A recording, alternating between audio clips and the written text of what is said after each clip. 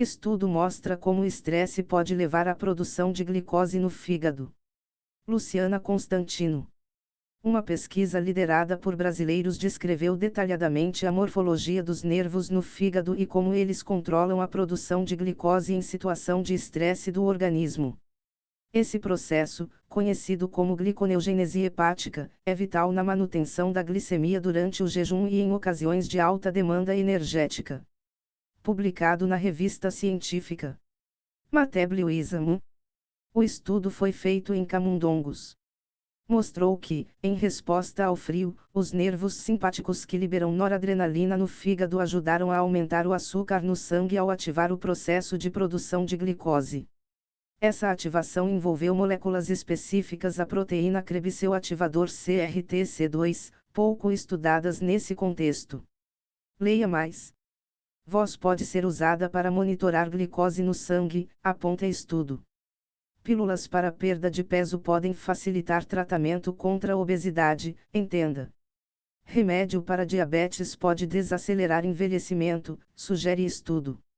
A noradrenalina, ou norepinefrina, é um neurotransmissor fundamental na rápida resposta do corpo humano a situações de estresse ou perigo, aumentando a frequência cardíaca, a pressão arterial e a liberação de glicose a partir de reservas de energia. Atualmente, na literatura científica, a maior parte dos estudos sobre a regulação da produção de glicose pelo fígado tem como alvo a ação de hormônios do pâncreas e das glândulas adrenais.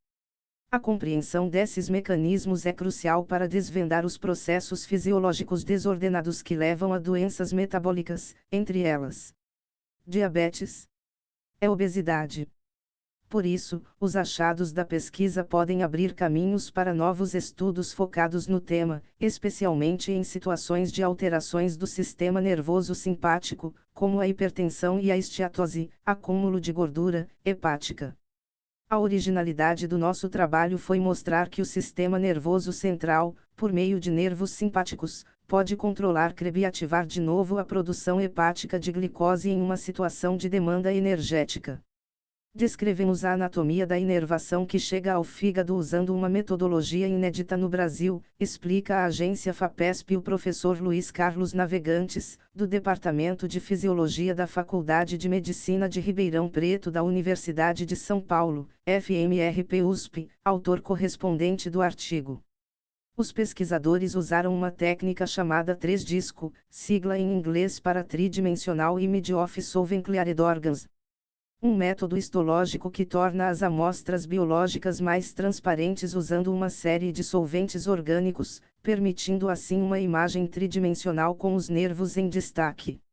O trabalho recebeu apoio da FAPESP por meio de um projeto temático e de bolsas de mestrado e doutorado, 19/05900-6 19/26583 21/05848 concedidas ao biólogo Henrique Jorge Novaes Morgan, primeiro autor do artigo, que venceu o Prêmio Álvaro Osório de Almeida, concedido pela Sociedade Brasileira de Fisiologia em 2021.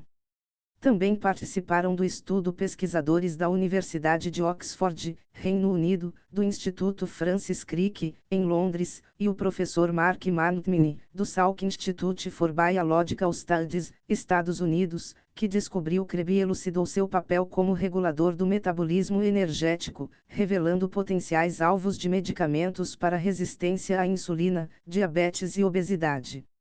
Metodologia.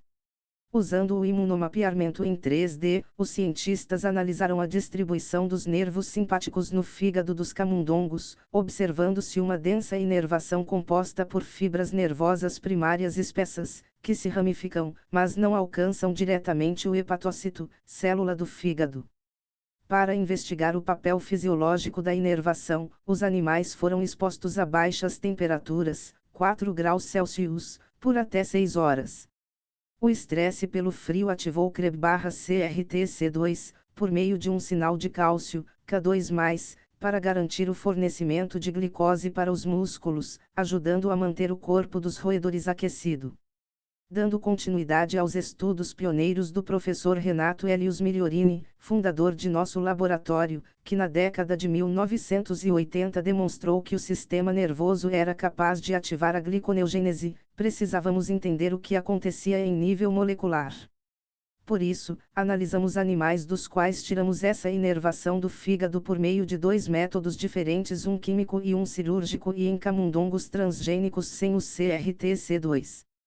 Nesses casos, não houve a gliconeogênese em resposta ao frio, ou seja, sem os nervos ou sem o coativador de crebo, o roedor não consegue produzir a glicose em situação de estresse. Com esses resultados, estamos acrescentando um novo componente nas pesquisas, completa Navegantes. O artigo repete que noradrenergic innervation acts via CRTC2 to activate gluconeogenesis during cold.